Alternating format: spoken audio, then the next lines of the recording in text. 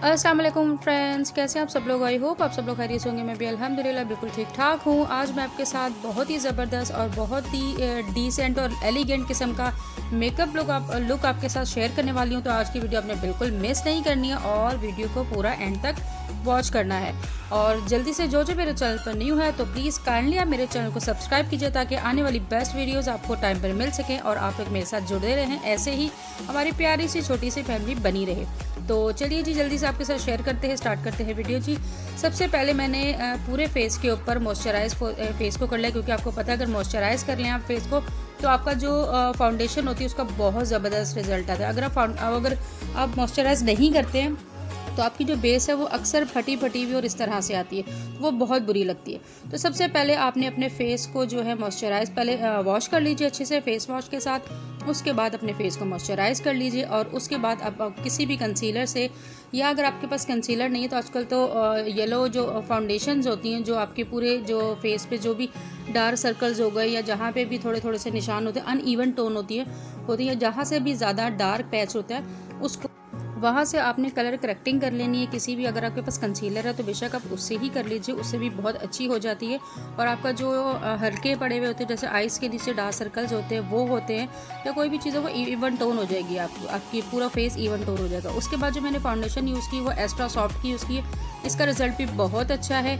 ये केकी नहीं होती है, चिपचिपाहट नहीं होती है, यानी कम से कम कहते हैं ना कि काफ़ी देर के बाद जब हम फाउंडेशन लगाते हैं अक्सर फाउंडेशन का ये इशू होता है या उसमें बहुत ज़्यादा ऑयल आ जाता है या वो फटने लग जाती है या फिर इतनी क्रीमी हो जाती है कि उसके फेस पे हाथ लगाओ तो वो पैच पड़ने लग जाते हैं। इसका रिज़ल्ट बहुत अच्छा है और ये आप 24 आवर भी लगा के रखेंगे तो आपकी स्किन पे कोई पैच नहीं बनेगा, कोई क्रीमी नहीं होगी, कोई वो चिपचिपाहट नहीं होगी। बहुत ज़बरदस्त है ये वाली फाउंडेशन। तो आप ये यूज़ कर सकते हैं, कोई ज़्यादा महंगी भी नहीं है। तो इससे आपने सबसे पहले उसके बाद आपने सबसे पहले जो अपनी आईब्रो फिल कर लेनी। आईब्रो आप लाइट ब्राउन और ब्लैक कलर मिक्स कर लीजिए, उससे कर ले। नहीं तो आजकल तो आपको पेंसिल्स भी मिल जाती हैं जिससे आप डायरेक्ट आप अपनी आईब्रो को फिल कर सकते हैं। तो यहाँ जी मैं अपनी आईब्रो को फिल कर रही हूँ।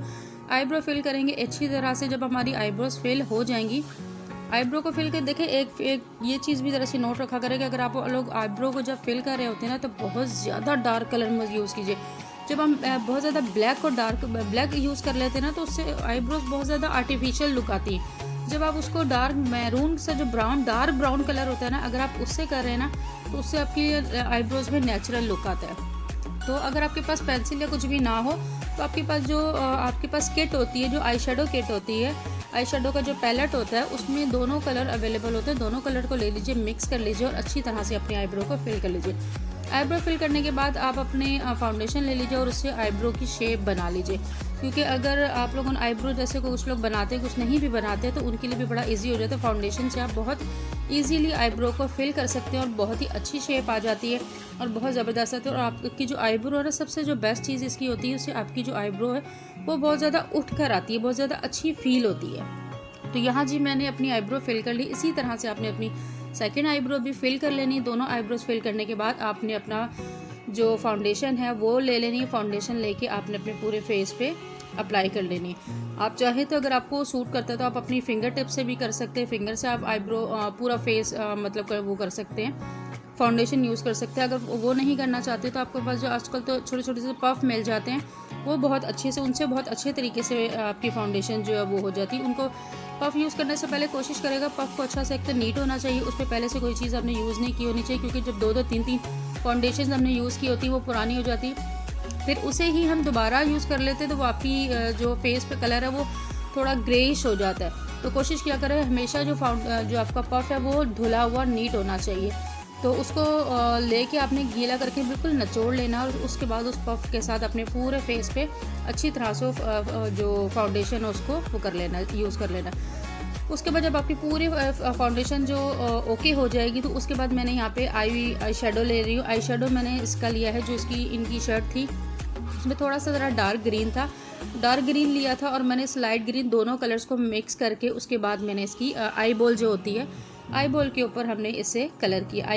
मतलब आई शेडो लिया था, आई शेडो को आईब्रो के ऊपर वो किया। यहाँ हमारी जो आई बॉल होती है, आई बॉल का जो स्टार्टिंग है वहाँ से हमने स्टार्ट करना है और आई बॉल का जो एंड है वहाँ पर हमने इसे ख़त्म करना है। इसका ख़त्म करने के बाद उसके बाद हमने थोड़ा सा जो है ना यहाँ पे हम ब्लैक शेड ले रहे हैं। ब्लैक थोड़ा सा डार्क लेना लीजिए। मुझे लगता है मैंने यहाँ पे क्योंकि मेरे सिस्टर हैं उन्हें बहुत डार्क नहीं चाहिए था, तो मैंने थोड़ा सा लाइट ब्लैक लिया था। लेकिन मुझे ऐसा लगता है कि अगर आप लोग इससे भी ज़्यादा डार्क यूज़ करेंगे तो वो भी बहुत अच्छा लगेगा, और ये भी बहुत अच्छा लग रहा था। तो यहाँ पे मैंने लाइट थोड़ा सा जो 1 टोन जो लाइट ब्लैक होता है ना वो वाला ब्लैक लिया। लेकिन इसके बाद हमने नीचे जहाँ से आईब्रो की आईब्रो जो मतलब आईज़ का जो एंड होता है ना, वहाँ से हमने इनर की साइड पे लेके जाना और ऊपर से आई बॉल की उस पर लाइन लगा लेनी। लाइन लगा के फिलअप करके अंदर से फिलअप करके उसको अच्छी तरह से मर्ज करना है। जितनी अच्छी तरह से आप ब्लेंडिंग करेंगे, जितनी अच्छी तरह से आईब्रो बार मेरे मुंह से निकल रहा है पता नहीं क्यों, लेकिन आई शेडो को जितनी अच्छी तरह से आप इनकी ब्लेंडिंग करेंगे, आई शेडो के कलर्स उतने ही बेस्ट लगते हैं। अगर आप सिर्फ सिंपली आई शेडोज़ लगा देंगे और उनकी ब्लेंडिंग अच्छी नहीं होगी ना, तो वो बहुत ही अजीब सा फील आता है और वो बहुत ही आर्टिफिशियल सा फील होता है, जैसे वैसे ऊपर आइज़ के ऊपर आपने फेंक दिया हो। आई शेडो जो होते हैं ना, उनका सबसे जो कमाल चीज़ है कि उसकी सबसे जो कमाल चीज़ ये होती है कि जितनी अच्छी ब्लेंडिंग होगी उतनी अच्छी आपकी आइज़ लगेगी। तो ब्लेंडिंग पे ज़्यादा फोकस किया करें, क्योंकि ब्लेंडिंग अच्छी नहीं होगी ना तो आप आई जितनी भी अच्छी उसमें वो कर लें वो मज़ा नहीं आता, क्योंकि जब तक वो मर्ज नहीं होते ना आपस में तो वो मज़ा नहीं देते। इसके बाद मैंने ऊपर से जो आईब्रो के नीचे वाला जो एरिया है इसको मैंने सिल्वर और पहले थोड़ा सा सिल्वर किया, सिल्वर और गोल्डन को थोड़ा सा मिक्स करके मैंने इसमें गोल्डन लुक दिया था। गोल्डन से पूरी लाइन बनाई थी, ठीक है, पूरी आइज़ के ऊपर वाले हिस्से पे, तो ये एकदम उठ गया था। उसके बाद फिर यहाँ पर जो है हमने इसकी नीचे वाले जो आइज़ का जो नीचे वाला जो हिस्सा होता है उसकी मैं यहाँ पे ब्लेंडिंग कर रही थी। हल्का सा लाइट क्या मैं बोलूँगी क्रीमी सा कलर था, उससे मैंने आइज़ के नीचे हो किया, क्योंकि मुझे यहाँ पे बहुत ज़्यादा डार्क नहीं करना था। तो यहाँ पर जो है हमने इसको फिल करने के बाद आइस के जो अंदर वाला हिस्सा है उसको जो वाइट कलर जो हमारे पास बिल्कुल जो एक्स्ट्रा वाइट जो कलर होता है उससे हल्का सा फिलअप करेंगे। जब हम इसको वाइट कलर से अपने आइस के अंदर वाली जो लाइंस होती हैं उसको जब हम फिल करते हैं तो आईब्रो जो आपको जो भी आपने आई शेडो लगाया होता है, ये जो आपकी आइज़ होती है वो बहुत ज़्यादा इन्हेंस हो जाती हैं और बहुत ज़्यादा उठ कर आती हैं, एकदम अलग से फील होता है, आपकी आइज़ बड़ी बड़ी फील होती हैं। तो वो एकदम आइज़ को ज़रा क्या बोलेंगे यार उसको, एकदम जैसे वो कहते हैं ना एकदम थोड़ी सी हल्की हल्की होती है, एकदम इन्हेंस हो जाती है चीज़। वो आईब्रो आइज़ भी आपकी एकदम इन्हेंस होती है और एकदम प्रॉपर उठती है, अलग से फील होती है कि वो अलग ही लुक दे रही होती है। तो उसके बाद जी हमने यहाँ पर लाइनर लगाए थे। लाइनर मेरे पास जो था वो थोड़ा सा मेरा वो सब ब्रश नहीं मेरा समझ में आ रहा था, लेकिन बहरहाल जी फिर यहाँ पे मैंने इससे लाइनर लगाया था। लाइनर का मुझे अगर आप मुझसे पूछेंगे तो सबसे अच्छा जो आपको जो केक स्टाइल में केक उसमें लाइनर मिलते हैं ना, जो ब्रशेज़ के साथ सेपरेटली मिल जाता है, वो आप किसी से भी शॉप से ले सकते हैं। एक्वा का भी बहुत अच्छा होता है, तो वो वाला यूज़ करें, उसका बहुत ज़बरदस्त रिजल्ट होता है और काफ़ी लॉन्ग चलता है। एक बार आप ले लेंगे तो काफ़ी लॉन्ग चलेगा। इसके बाद यहाँ पे ये देखिए जी हमने फाइनली हमारा लाइनर हो गया था, कंप्लीट हो गया था। लाइनर थोड़ा सा टाइम लगता है लगाने में, क्योंकि अगर आपने लाइनर आपका अच्छा नहीं लगाना और लाइनर में लगाने में मज़ा नहीं आया तो समझ लें आपकी आइज़ एकदम डल हो जाती। तो यहाँ देखें हमने जब लाइनर, क्योंकि लाइनर पे जब भी आप लगाएं ना तो कोशिश करें कि जितना हो सके उसे प्रॉपर लगाएं और पहले से आइज़ बंद करके आराम से तरीके से इसको डील करें, क्योंकि अगर लाइनर अगर आपका ख़राब हो गया और लाइनर मज़ेदार किस्म का ना लगाना तो आइज़ मज़ा नहीं आती। एक लाइनर ऐसे चीज़ है जिसको लगाने के बाद आइज़ का ना एक अलग ही लुक नज़र आता है। तो मुझे लगता है कि आइज़ को ज़्यादा इन्हेंस करने में लाइनर का बहुत बड़ा हाथ होता है, लाइनर का और मस्कारा का। तो यहाँ जी हमने लाइनर लगा लिया है और बहुत ही ज़बरदस्त हो गया। उसके बाद जी हमने जो लाइट ब्राउन कलर है ना, लाइट ब्राउन से हम इनकी कंटोरिंग करेंगे, फेस की कंटोरिंग करेंगे। अगर आप लोगों का फेस बड़ा है तो आपने जो आइज़ के कान के साथ ही जो ऊपर वाला एरिया होता है ना उससे उस जगह पे और लिप्स के साथ पेंसिल रखनी, पेंसिल रख के आपने सीधा लगा लेना है, तो उससे आपकी बड़ी अच्छी कंटोरिंग हो जाती है। बिल्कुल उससे आपका जो फेस है ना वो लंबा लंबा लगेगा। और अगर आपका जो फेस बहुत पतला है तो फिर आप अपने जो कान का जो बीच वाला एरिया होता है तो वहाँ से आपने अपने सामने वाली साइड पर लेकर और लिप्स की साइड पर लाना है, तो उस तरह से आपका जो फेस होगा थोड़ा सा बड़ा लगेगा। लेकिन ज़्यादातर लड़कियों को जिनके बड़े होते हैं तो उनके लिए ये जिस तरह से मैंने अभी लगाया ना इस तरह से आपने देख के लगा लेना। जिनको नहीं आता, जिनको आता लगाना उनके लिए तो कोई मसला ही नहीं आजकल। अब तो ये इतनी चीज़ें कॉमन हो गई हैं कि आपको पता ही होगा। तो इस तरह से आपने नोज़ की कंटोरिंग कर लेनी है। नोज़ की कंटोरिंग में याद रखिएगा बाज़ लोग बहुत ज़्यादा ब्राउन कर देते हैं। कोशिश किया करें ये जो आईब्रो है ना, आईब्रो का जो नीचे वाला हिस्सा है यहाँ से हल्की सी कंटोर ब्राउन कीजिए और सामने तक लाए। बहुत ज़्यादा कर देते हैं तो बहुत ज़्यादा ब्राउन और वो अजीब से ही लग रहा होता है। तो इसी तरह आपने अपने गालों की और नीचे वाले हिस्से की भी कंटूरिंग कर लेनी है। कंटूरिंग से ये बड़ा आपको जो फेस कट है ना वो अलग हो जाते, इन्हेंस हो जाते। किसी अगर आपका फेस बहुत बड़ा है तो आप उसे कंटूरिंग के ज़रिए पतला कर सकते हैं, और जिनका पतला है तो कंटूरिंग के ही ज़रिए आप उनके अपने फेस को बड़ा करके दिखा सकते हैं, मतलब गोल दिखा सकते हैं शेप। लेकिन कंटूर करने के बाद भी इस चीज़ पे ज़्यादा फोकस रखना है कि आपने उसको ब्लेंडिंग बहुत अच्छी करनी, ब्लेंडिंग पे फोकस लाजमी किया करें। कुछ लोग फेस पे चाहिए पूरा मेकअप कर लेते हैं, लेकिन वो मेकअप ऐसे लग रहा होता है जैसे तही जमी हुई और ज़्यादा से ज़्यादा जैसे मटेरियल थोप दिया उस तरह कर देते। वो चीज़ नहीं क्या कर, जब आप ब्लेंडिंग अच्छी करते हैं ना तो वो नेचुरल लुक आता है। वो ऐसा नहीं लगता कि आपने पूरी कोई सारा चीज़ें लगा के तहें जम गई है फेस, वो बहुत अलग सी बुरी लग रही होती है। तो यहाँ जी हमने जो पिंकिश शेड था उस शेड का हमने इनकी वो की है ब्लश ऑन लगाया है। उसके बाद हमने शिमर लिया है, शिमर लेके इनको हाईलाइट किया है, इनकी नोज़ को और साइड एरिया को, आईब्रो की साइड से इसे हाईलाइट किया, और चिन के ऊपर, लिप्स के ऊपर वाला जो एरिया था ज़रा सा वहाँ से हाईलाइट किया। उससे आपका फेस बहुत ग्लोई और बड़ा एलिगेंट आपका फेस लगता है, बहुत अच्छा लुक आता है उस तरह से। और यहाँ पे जी हम लाइनर यूज़ कर रहे हैं, लाइनर बोल रहे हो, लाइनर है, कभी लाइनर अटक जाता है, कभी मेरा वो आईब्रो अटक जाती है। तो कोई भी छोटी मोटी मिस्टेक हो तो यार इग्नोर किया करो, इग्नोर भी करना चाहिए। तो बाकी कोई चीज़ अगर आपको समझ में नहीं आती तो आप लोग मुझसे कमेंट बॉक्स में पूछ लीजिएगा, इंशाल्लाह मैं आप लोगों को सारे आपके कमेंट्स के आंसर करूँगी। और कोई भी अगर सवाल हो तो मुझसे लाजमी यहाँ पे भी कर सकते हैं, इंस्टा पे भी कर सकते हैं। मेरे इंस्टा का लिंक भी आपको मैं मिल जाएगा, डिस्क्रिप्शन में डाल दूँगी, नहीं तो मेरे चैनल के अबाउट से आपको मिल जाएगा। तो उसके बाद हमने यहाँ पे मस्कारा लगा लिया। मस्कारा लगाने के बाद लिप्स के ऊपर हमने पहले पेंसिल से शेप बना लिए, इनकी लाइन बना ली। उसके बाद लाइन बना के हम उसके बाद इनके लिप कलर लगा लेंगे।